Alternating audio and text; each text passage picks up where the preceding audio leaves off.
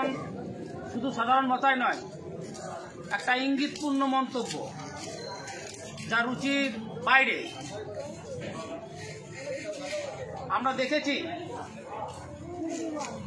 যে কিভাবে বিজেপি তথা আরএসএস বরাবর আমাদের দেশের সংবিধানকে অস্বীকার করে আসছে।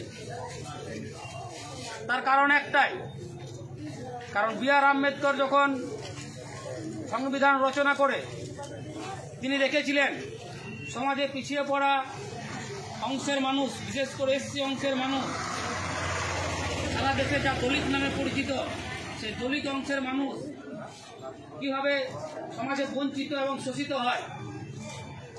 তাই তিনি যখন সংবিধান রচনা করেন তখন চেষ্টা করেন এই সমস্ত ভারতবর্ষের অধিকাংশ পিছিয়ে পড়া মানুষকে কিভাবে সামনের সারিতে তুলে আনা যায়, তাদের সামাজিক অধিকার কিভাবে রক্ষা করা যায়।